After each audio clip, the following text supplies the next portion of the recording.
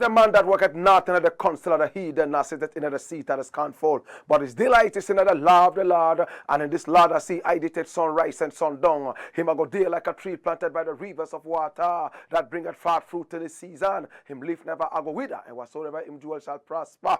Yea, the heathen them now there so, them there like a chaff with the wind driveth away. Therefore the heathen them never go turn upon judgment of the sinner man them, in the congregation of the righteous, for the Lord God Jah love the way of the righteous and the way of the sinner man them always and always I go perish. Let the people of the Most High God Jah say Jah.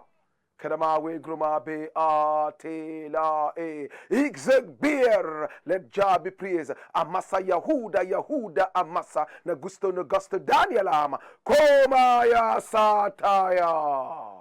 Yes, my name is Blakk Rasta, and of course, this is the Black Pod. Well, I want to say thank you so much for coming along with me on this very precious journey of Pan-Africanism and consciousness. Now, in every traditional African home, there is a Black Pod, and every time it rests on the fire, there is something sumptuous cooking. What is sumptuous cooking today? My brother, my sister, this is the Black Pod where we speak truth to power.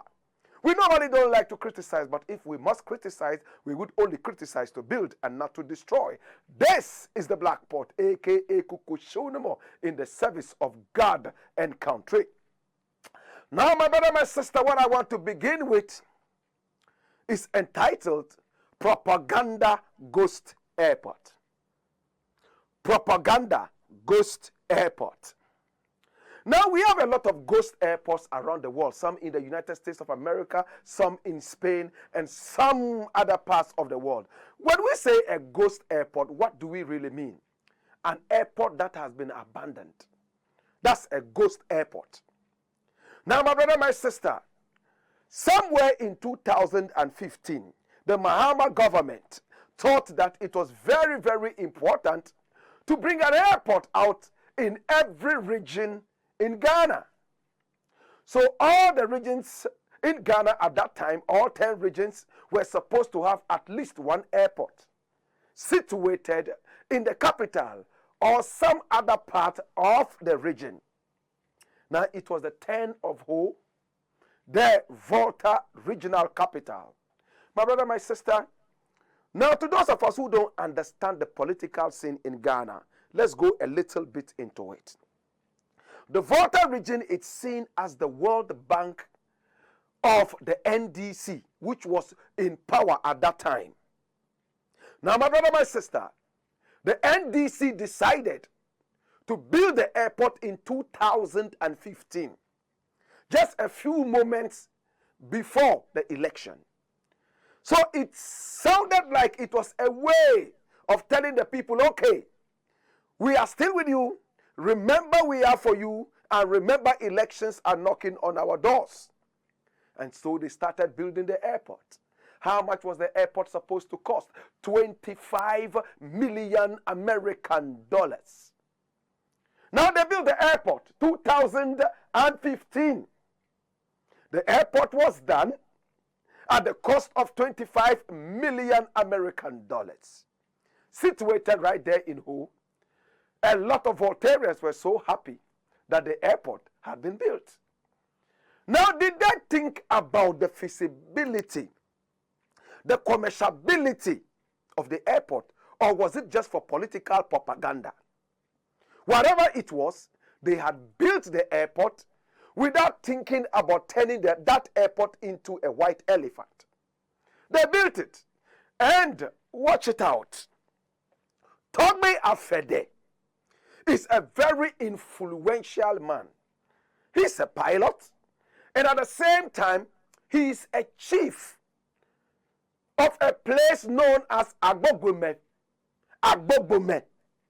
So he is the Agbogomefia of the Asogli state. Interesting.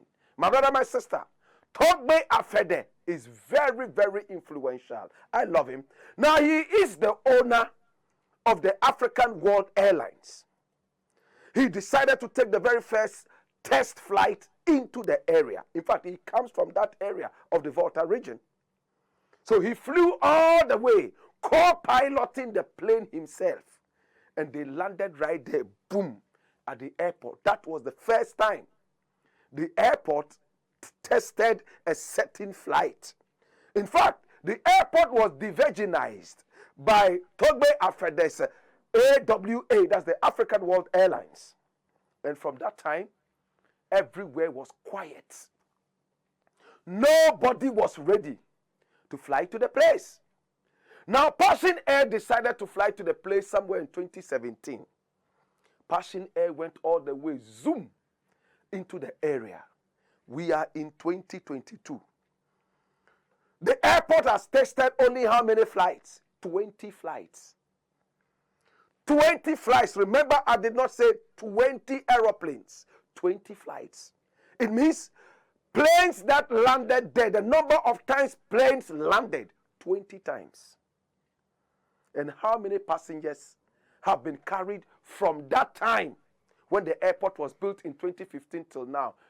It was less than 400 passengers.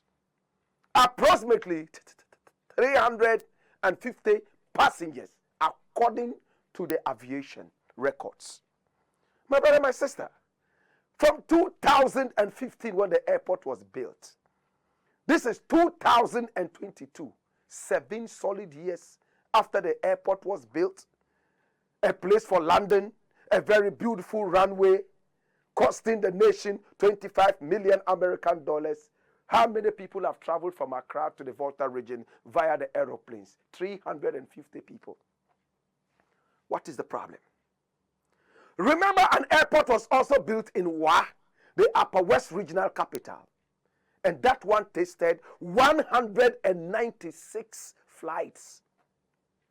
4,650 passengers so far landed in the Upper West Regional Capital, Wa.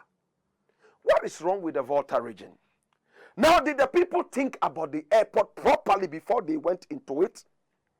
Or it was just for propaganda? Now, let's look at it. Now, the distance between Accra and the Volta regional capital of Ho is what? About 165 kilometers. 165 kilometers. And on a good day, it takes me 2 hours to drive to Ho, where I love to travel to and enjoy myself. 2 hours. At most 3 hours, you will be there. My brother, my sister, and by air, it takes only 15 minutes. It means when the plane takes off from the capital of Ghana, Accra, before it even stabilizes in the air, it is getting ready to land again in Ho, 15 minutes. My brother, my sister. Now, when you are driving to the Volta region, there are so many beautiful scenes that you will see. The aesthetics, oh my God, beautiful hills and valleys. And when you look at the flora and fauna, my God, you would realize that it would be better you drive along the road and feel the thing. Remember, we have the Adomi Bridge, also separating Accra and the Volta region, depending on where you are coming from. So, wouldn't it be nice, touristically, to go by road? But no, they said, let's put the airport there so people can fly for 15 minutes. And in 7 years, they recorded how many passengers? 350. Now, what's the difference between building the airport in Ho and then building one in Kumasi? Kumasi is the regional capital of the Ashanti region, right? And what is the distance between Accra and Kumasi is almost twice the distance between Accra and Ho. My brother, my sister, how much does it cost to fly from Accra to Ho? 150 Ghana cedis. Yet people were not ready to fly to the place. Tobe Afede tried as much as possible to initiate the interest, but people would just love to travel by road and enjoy the flora and fauna and interact with people on the road, maybe eat some akple and fertilideche on the road to Ho. My brother, my sister, the propaganda crashed. Ghana has lost money. No airlines want to go there because of poor patronage and rising cost of aviation fuel. My brother, my sister, but the Kumasi airport is booming. Tamale airport is booming. Wa airport is booming. Did the aristocrats in power not think too well about the airport in Ho? Was it for votes? And did they win in that election? No, they lost. Was it feasible to have built an airport right there in Ho when it would take you only 2 hours from Accra to the place? Now, did I hear the NPP also say they were going to build an airport in Cape Coast?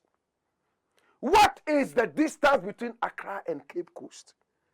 So when they are thinking their politics, they don't really put wisdom in their heads. My brother, my sister, as it stands now, we have a propaganda ghost airport. And it is draining our money away. At the same time, my brother, my sister, we say the country is broke, but we threw away 25 million, all because we wanted to satisfy a people who did not need that airport. Do you agree with me that that airport was not needed at all? Do you think that they should have rather used that money to do other things in the area, rather than spend so much money building this airport, which has finally become a ghost airport? My brother, my sister, the airport is situated on a piece of land that's about 1,500 acres. Could they have used it to build a factory? Maybe a gari factory or tapioca factory. But they built an airport. And at the end of the day, look at it. Or, hey, let's think. Hey, hear me now. Hear me now. Now, Ghana, as it stands right now, is a very interesting country. Don't be surprised if they turn that airport into a shrine. After all, in the Volta region, shrines are booming. Hey, I travel to the Volta region every now and then, and on the road, oh, Togbi Sasraku's shrine, oh, Togbi Manses shrine, Togbi Huhu's shrine. You see snakes on the billboard all over shrines. There are more shrines in the Volta region than Akple. You find more shrines in the Volta region than schools. You find more shrines in the Volta region, my brother, my sister, than tapioca. My brother, my sister, would it have been okay to just build a huge shrine for the people? Why did they build an airport? For what? Propaganda? Or what? My brother, my sister, on a more serious note, the Volta region needs more than just an airport. The Volta region is still struggling to have schools. My brother, my sister, the propaganda ghost airport soon is going to have goats and sheep and pigs inhabiting it. Like my friend at Aflau said that, listen, they built a school here, but that school is only attended by goats and pigs and sheep. That airport at Ho, I am not the prophet of doom. It might end up being used by goats and sheep. But before I go, do they have a CEO at the airport? Are they paying him? Even whilst planes are not landing, are they paying him? Do we have workers there? What kind of work are they doing there? Are they still being paid? Who pays them? May I just know? Is this wastefulness or what? My brother, my sister, this is the Blakk Pod, aka Kuchokuru, where we speak truth to power. Listen, Volta region. What is the distance from Accra to who? Did they need an airport? My name is Blakk Rasta. Dash it away and let me deal with the next thing, my brother. Now, the next thing I want to look at is interesting. Sometimes, when I come across issues like this, I feel so sad. Now, this one I've decided to title, BONGO'S Magic Pregnancy Water. Jesus have mercy. BONGO'S Magic Pregnancy Water. My brother, my sister, what are we talking about? In 2021, we had news that shocked all of us. That there was water in Bongo, in the upper east region. And that water only made men very libidinous. In other words, it increased the sex drive of men. And when women drank the water, it made them extremely sexy, like an aphrodisiac. And they were ready for the next man who came their way. Jesus have mercy. Did you hear that? In Bongo, right there in the upper east region, there is some magic water there. Now the people in Bongo are already struggling for tap water. They don't have water running through their taps. No. The water they drink in Bongo is coming all the way from mechanized boreholes. That one that you have to press poof, poof, poof, poof, poof, in the 21st century. That's the water they drink with their animals. My brother, my sister, now look at the headlines. Bongo is a very beautiful place to be. The DCE, whose name is Peter. My God have mercy. Peter something. Peter came out, my brother, my sister, and look at him. Lord God have mercy. And he told the whole world that that's the DCE. DCE.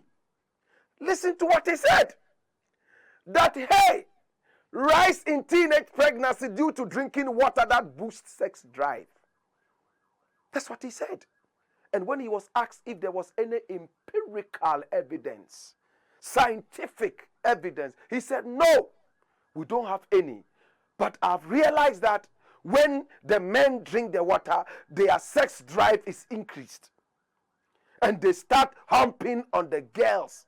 And the young girls also, when they drink it, they feel for sex. So there's teenage pregnancy all over the place. This sounds like a joke in the 6th century. DCE said that, hey, this water, which is the only water we drink, makes us very sexy and libidinous, so we can do our thing.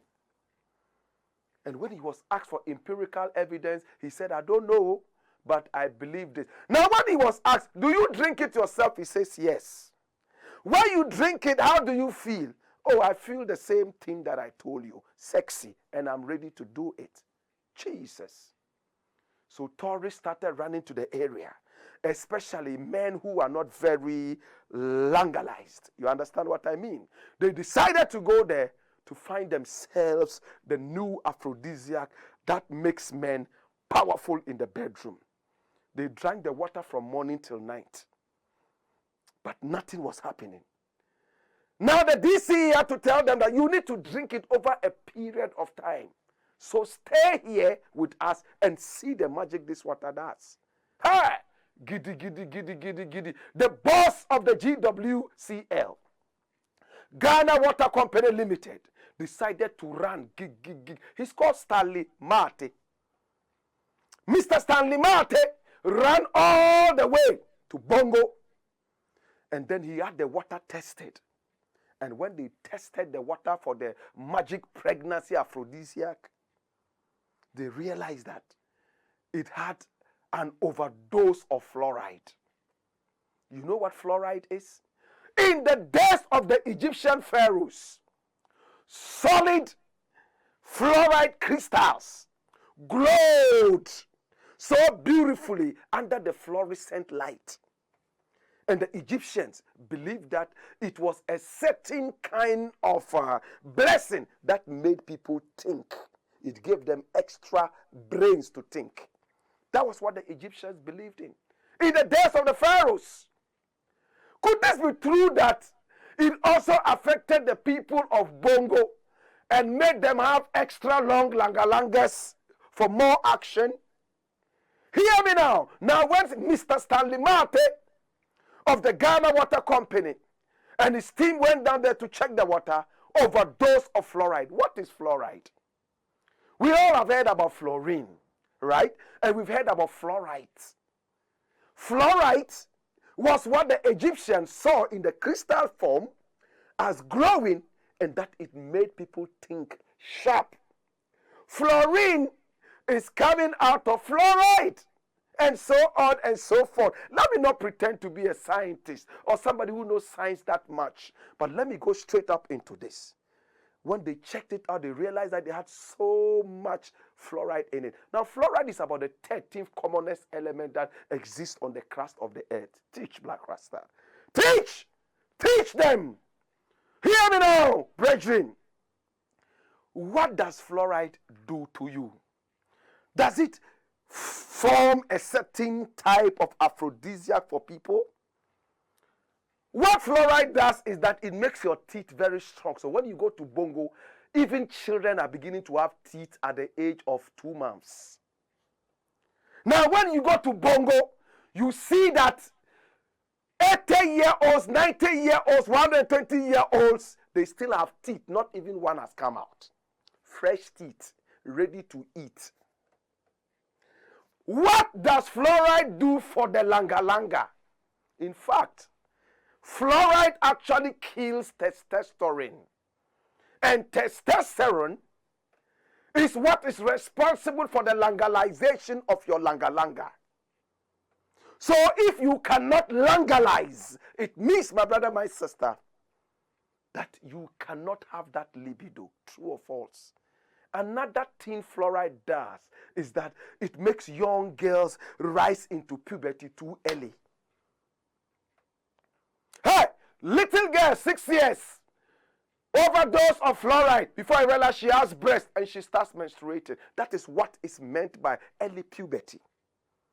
7-year-olds in Bongo are already having pubic hair all over. And teeth are already coming out. But DCE says it gives them a sex drive. So there's teenage pregnancy all over the place. My brother, my sister, at the end of the day, Manasseh are winning. Asure is a proud Bongo boy. People love him. He is an anti-corruption campaigner. He comes from Bongo. He quickly went on Twitter and tweeted something. He was so embarrassed. What did he tweet? Watch it. He said, Bongo already has water problems. Don't fall for that fake news and cause more shortage, please. The strength or sweetness of the waste is not in our water.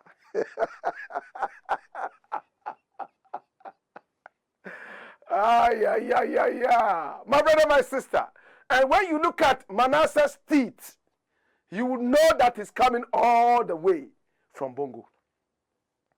When you look at the teeth of King Ayisoba, you will know straight away that this is another brother who comes from that area. When you look at my teeth, you will know that I also have been flexing with the water from Bongo. Have we been poisoned? Yes. Yes, we have been poisoned. Now, according to the Ghana Water Company Limited, we are drinking contaminated water. And what are politicians saying? Are they ready to deal with this? And listen to the bombshell. They actually gave a contract, a state contract, to the people of Bongo, amounting to about 200,000 Ghana cedis to dig boreholes so they could have fresh water. Unfortunately, wherever you dig in Bongo is the same water, the pregnancy water. And the DCE, according to an investigation, connived with a certain bank and allegedly gave the contracts to themselves. So they continue digging out the magic pregnancy water for people in Bongo to drink. Has the situation been dealt with? No. Despite the fact that the people of Bongo drank contaminated water with an overdose of fluoride, my brother, my sister, the government has done nothing in this capacity to change the situation. Nana Akufo-Addo said that he was going to launch a certain water system in the area so the people could have at least potable water rather than the magic pregnancy water. As we speak right now, the magic pregnancy water is still on. Manasseh Awini Azure is still talking about it. What can we do? Next time you go to Bongo, make sure that you do not drink that water, because it is contaminated. Not because it will give you libido. No. Watch it out. This is the Black Pot, aka Kuchokuru, where we speak truth to power. And I just want to say some other thing that is very interesting. Oh my God. And what is this interesting thing, Blakk Rasta? Hear me now. Before that, I have a quote. And that interesting quote I want to share with you, oh my God, have mercy, it's all about what we just talked about. The holy Bongo magic pregnancy water. Watch it out.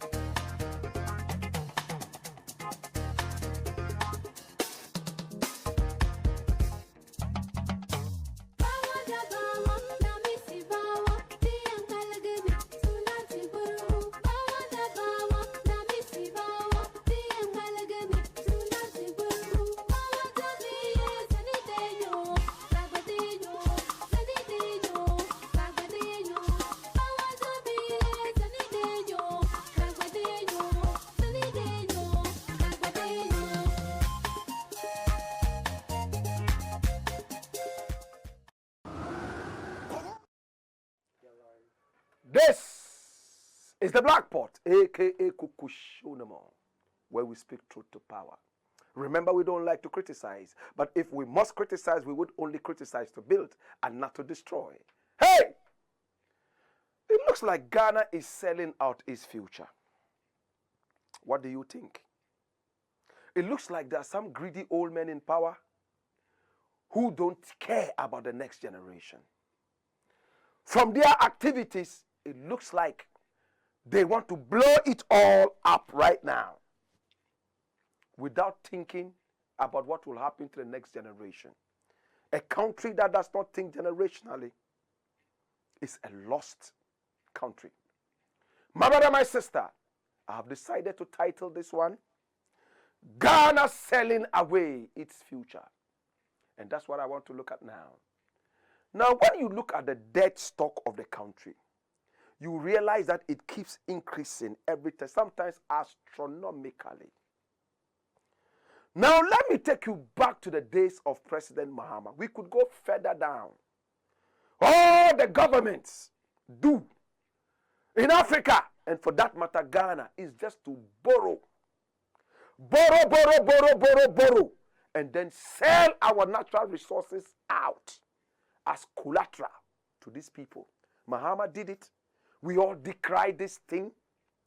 I remember when the NPP was in opposition. The NPP was so angry that this president was borrowing money with no sense. We all were very angry and very sad that this was happening. I remember when Baumia, our vice president now, told the whole world that, hey, let me tell you, as it stands right now, any idiot can borrow. But when we come into power, borrowing would be a dead thing. We are going to lead a production-based economy. Now, there is something interesting that I want to pull out. We all know Gabi Ochredako, don't we? Now, he is the president's nephew. He is the pseudo prime minister of this country. Yeah, Gabi Ochredako. Nice man, handsome man. I love him. Now, my brother, my sister, in the days of President Mahama, he tweeted something. He loves to tweet. And I like to read his tweets. What did he tweet? He said, when John Mahama took over in July 2012, Ghana's debt stock stood at 28.3 billion. A year on, it is now at 44 billion. That's 44 billion. Domestic debt alone jumped from 13.7 billion Ghana cedis to 24 billion Ghana cedis over the period. Today, every Ghanaian owes 1,700 Ghana cedis. This is clearly a government for the youth. It is mortgaging your future under the BKK doctrine of governance. Of course, the future of the youth was being siphoned into the pot bellies of greedy old men. They were not thinking about the youth. Neither were they thinking about the next generation. They were not generational thinkers. A few years down the line, the cousin of Gabi Ochredako became president, Nana Akufo-Addo. And when we look at it, looking at the debt stock some time back and now, what is it really? And look at it. It's interesting. Now, if Ghana owed 1,700 under Mahama, how much does Ghana owe now? All of us, each one person, would owe 11,300 Ghana cedis. About 8 times more, my brother, my sister, than what we owed under Mahama. Now, I want to ask Gabi Ochredako, were you doing propaganda or you were being real? I want to believe he was being real. Now, what is it now? Are we going towards the better side or the rougher side? It's certainly the rougher side. If we owe 1,700 under Mahama and it's now 11,300, with all other economics read into it, the values, interest and all that, just about how many years down the line, see where the country is. My brother, my sister, this is a country that does not think generationally.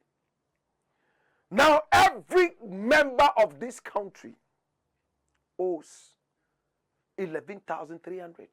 Our debt stock is starting at 322 billion Ghana cedis under Nana Akufo-Addo. And when you divide that by the population, that's what you get. 11,300 and even more. What is happening to the future? Now, the future of the youth has been swallowed by betting. Everywhere you go, the youth are there betting. We have more betting centers in Ghana than we have schools. We have more betting centers in Ghana, my brother, my sister, than hospitals. The only thing that we have in Ghana that is more than betting centers, my brother, my sister, is Apiteshiba. We are drinking away our soul. All the youth are turned into gambling drunkards. And it's sad. The other day, I saw a certain story that touched my heart. A little boy following his grandfather. You know how it is with fathers and mothers. Sometimes if they have to work far away, what they do is they just push you to your grandfather. 85-year-old grandfather will be walking around with his grandson, and they normally pamper the grandchildren. Grandson would ask a lot of questions, a plethora of questions. Grandpa, how old are you? Grandpa, in your days, did you eat food? Grandpa, in your days, did you drink water? Things like that. And Grandpa would take it so cool, sit down and speak with the grandson, explaining everything. Now, Grandpa planted a seed, and the seed started to grow. Every day he would go with his grandson, And then he would water the seed. And grandpa would be happy to do it. Grandson would ask, Grandpa, what is this seed for? What is this plant for? Are we going to use it for salad? Grandpa would say, no, this is not salad. Okay, Grandpa, is it a mango tree? Or is it an apple tree? He said, no, this is not an apple. Then why did you plant it, Grandpa, if we can't use it for salad and if you cannot get apples from it? Grandpa said, you will get to know. Now you would not know. Gradually and diligently, as Grandpa continued, oh my God, to water the plant, it started growing nicely. It wasn't long before Grandpa died. And when he died, grandson cried at the funeral and said, I've missed this old man. And when they asked him what he missed about him, you know what he said? He said, I miss when me and him would walk out and he would water that useless tree. Useless tree that is not used for salad and it cannot give us apples. And the whole crowd laughed and clapped for him. He thought he had made the wisest statement ever because people were clapping. Grandpa died. Grandpa was gone. Little boy was growing. He moved into another city with his father. And then he was of age. He got a job and he got married. At that time, his own father was growing old. And what happened? He followed his father all the way down with his wife and children to go and visit the home of Grandpa. He had missed the home, his childhood abode. And when he arrived, he was shocked to see that small tree that Grandpa had planted and was wasting time to water. The tree that was not going to be used for salad, neither could they have an apple coming out of the, branches. You know what happened? The moment his wife and children saw that, they ran quickly. Whoa, what a beautiful tree. Oh, well spread. The foliage was so good. Oh, and it smelled good. Immediately, they had to tie a certain seesaw over one of the heavy branches of that tree for the children to be swung left, right, and center. Seesaw.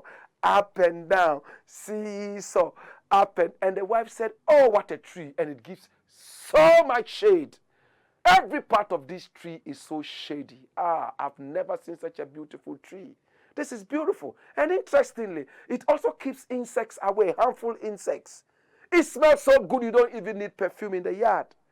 When Grandpa's grandson looked around, he saw that the other houses were being scorched by the sun. And he remembered what Grandpa told him. You will get to know the importance of this tree. My brother, my sister, in this country we don't plant trees. Old men don't plant trees anymore. You know what they plant? Tomato seeds. They plant tomato seeds so they can harvest it within 2 weeks. Eat it. Yenchendi United. Their pot bellies are so greedy. Our old men are no more wise. In the days of Grandpa, old men had wisdom, not now. Now they are all tomato seed old men, planting nothing but tomato seeds. What is the future of the youth? Betting and gambling. What is the future of the youth? Sakawa and sitting on the computer cheating people. The youth are not employable anymore because the nation has turned them into hoodlums. The youth are not employable anymore because they have no employable skills.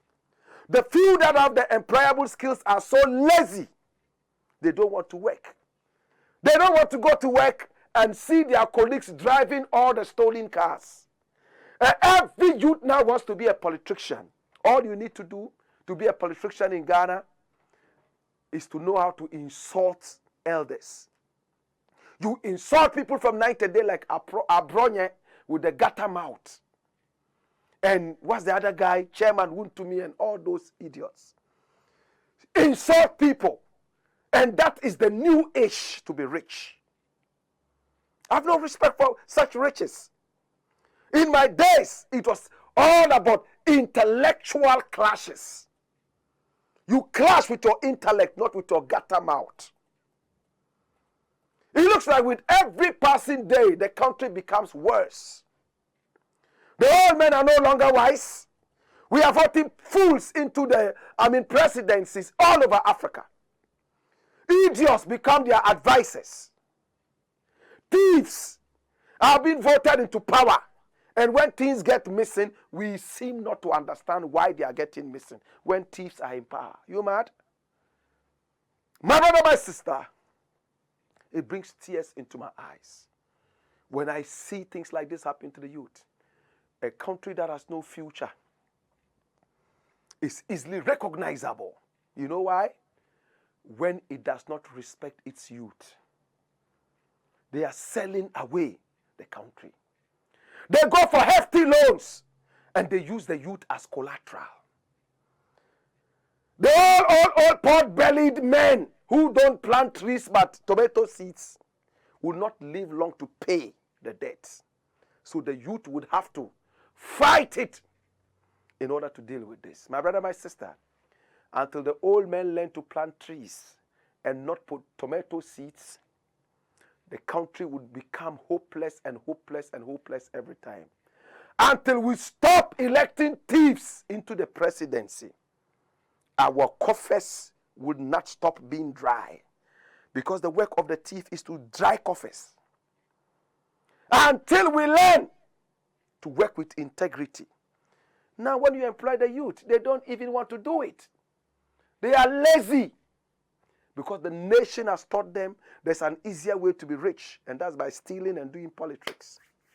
To God be the glory. This is the Black Pot, a.k.a. Kuchokuru, where we speak truth to power. When I return, the power continues. When I return, there is more fire. Skip a charge.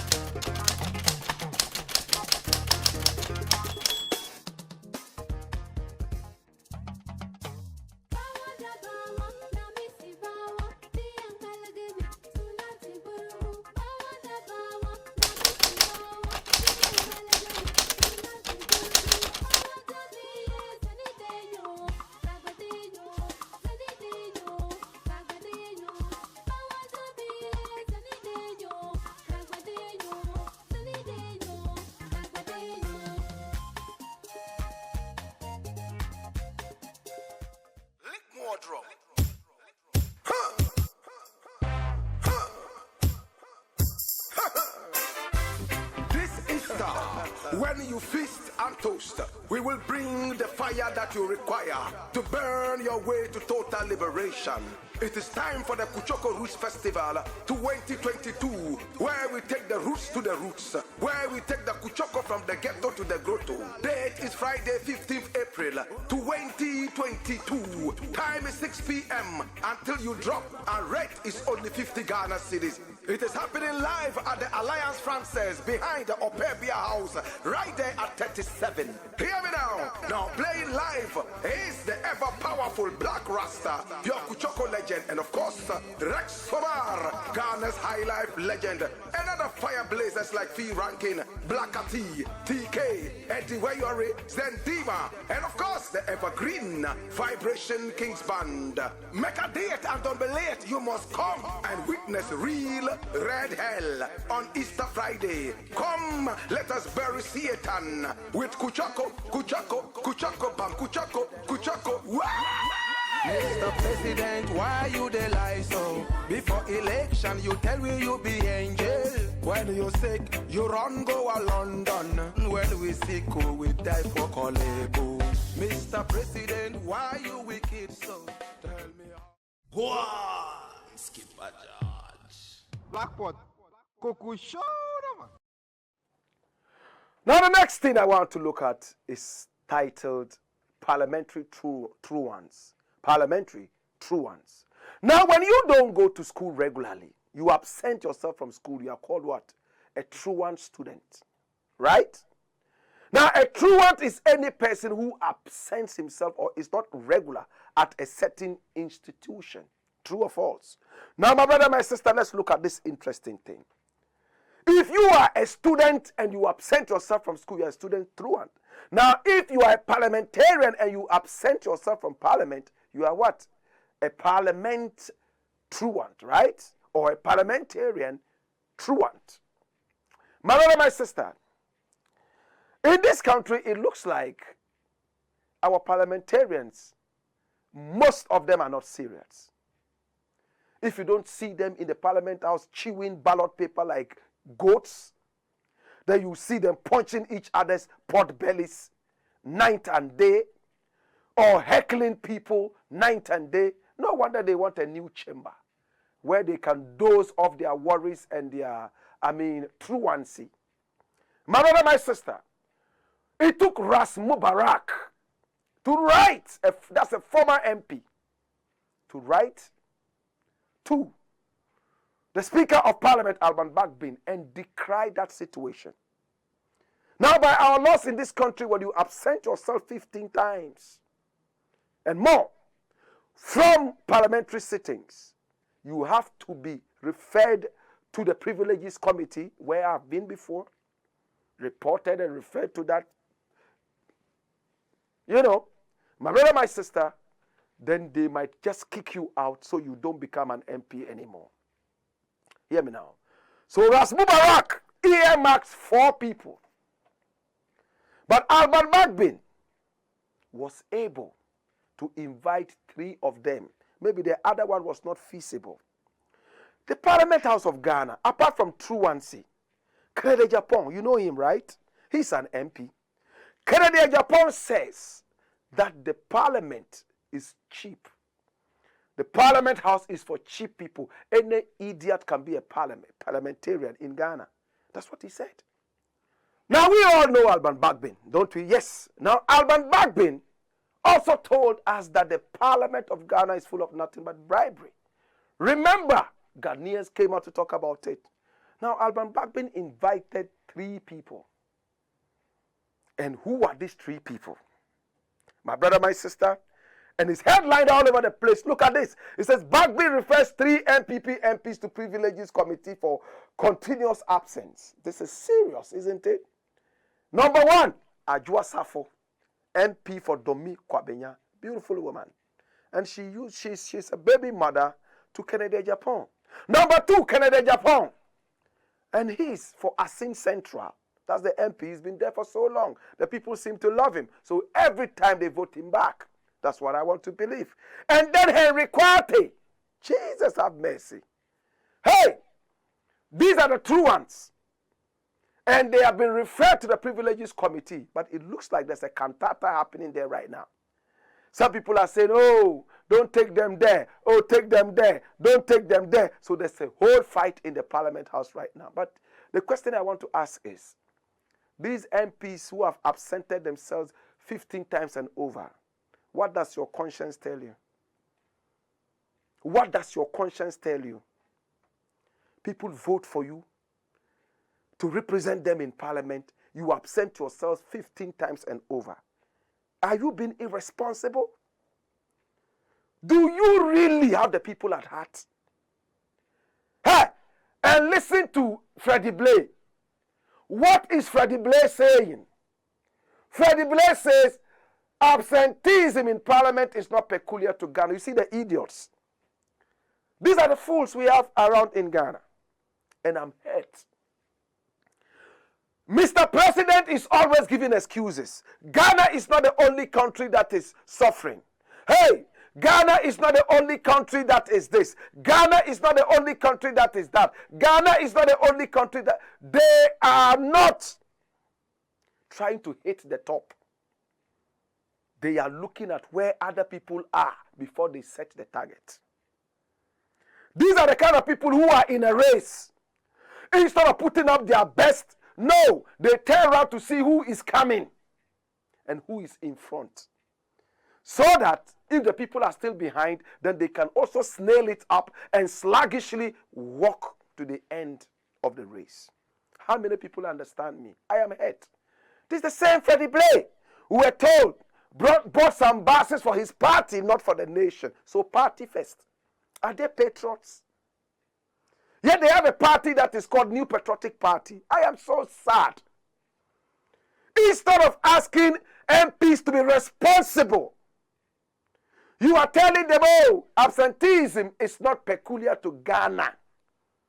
In other words, it's not in Ghana alone that MPs absent themselves. So what? They should continue to be absent in Parliament? Oh, Jesus. This was the same guy who said politics is so sweet that he could sell his mother and do politics. Such idiots. Yet when you look at his history, he had some great people from his father who were strong patriots and so on and so forth. So I wonder who this guy inherited his brains from. I'll leave it here. But listen, the MPs who are absenting themselves in Parliament, it's on to you. Yes, let your conscience drive you there. Because a lot of you know that when elections come, you can go and give peanuts to idiot electorates so that they vote you back. Posterity will judge you so harshly. Yes, posterity will do that. Pass it away. Let me deal with the next thing. And I'm going to close on this one. And this one I have decided to title, oh my God, Galamsey Tea Party. Galamsey Tea Party. Jesus. Galamsey Tea Party. Hi. Now the Minister of Lands and Agriculture. He's called Abu Jinapo, right? Am I right? Abu Jinapo. He's one of the, president's brothers. His ministry has blown 10 million Ghana cedis on 3 conferences. One in Tamale, one in Kumasi, and one in Accra. And what was it about? To bring small-scale miners together so that they will talk about the issues of Galamsey. 10 million. 3 meetings. 10 million blown away. And Alasan Suyini is not happy about it. He has come out and spoken about it in Parliament. This is the guy. He was a radio presenter just like me, a journalist just like me. Freelancing it and making it sound good. He's not happy about it. He's spoken about it, a country that is broke. Haruna Idrisu's minority in Parliament is getting ready to take this matter on seriously. Look at it. Suyini accuses government of blowing over 10 million Ghana cedis on Galamsey conferences. 3 of them. 3. My brother, my sister, where is this country going? Where is this country going? Galamsey is illegal mining. Galamsey is responsible for bad water supply in this country. One of the reasons. And when you look at this, my brother, my sister, you realize that the country is descending into something terrible. It looks like when these people get the opportunity to hold a certain political office, it is a leeway to loot. No wonder the electorates always go to them with high hopes that they have stolen enough money, so they should give them some. Until we learn to work with honesty and integrity, our nation will continue to be pilfered. Our coffers will be ravaged and ransacked. Our coffers will continue to be empty, so that your president would keep galloping around like a man. You know what a man is? M-A-R-E. Running around looking for handouts. The whole world is broke. Yet you know how to go to broke countries and beg for money. Yet in your country, ministers are blowing away the fortunes of the land. Your party members are showing wealth all over the place. How come your party members and your relatives and friends are so rich, yet the whole nation is so impoverished, which you refuse to even accept on BBC? My brother, my sister, 10 million Ghana cedis blown on Galamsey. 10 million Ghana cedis blown on Galamsey, Tamale, Kumasi, and Accra. My name, Blakk Rasta, and I want to say thank you so much. I appreciate you and I love you. Remember, this is the Black Pot, aka Kuchokuru, where we speak truth to power. And we normally don't like to criticize, but if we must criticize, we would only criticize to build and not to destroy, because we are in the service of God and country. Remember, we are live on Pan-African TV, also live on Ghana Web TV, live on Loud Silence TV, loud also on our own YouTube page. And that is the Black Empire Media. And Black is spelled B-L-A-K-K. B-L-A-K-K. B-L-A-K-K. Black Empire Media. Remember to subscribe to our page and hit on the notification button so that you'll be reminded every time. Monday to Friday, 4 p.m. till 5 p.m. Remember, on the 15th of May, I beg your pardon, the 15th of April, we will be at the Alliance Française for the Kuchokuru Roots Festival. I'll be performing alongside Rex Omar. It's going to be dreadful. And the French ambassador is going to be there, and some other wonderful people. They will be around. Rate is 50 Ghana cedis. Time is 6 p.m. 15th April, Good Friday. Make sure you're around. In the interim, boy, skip a judge.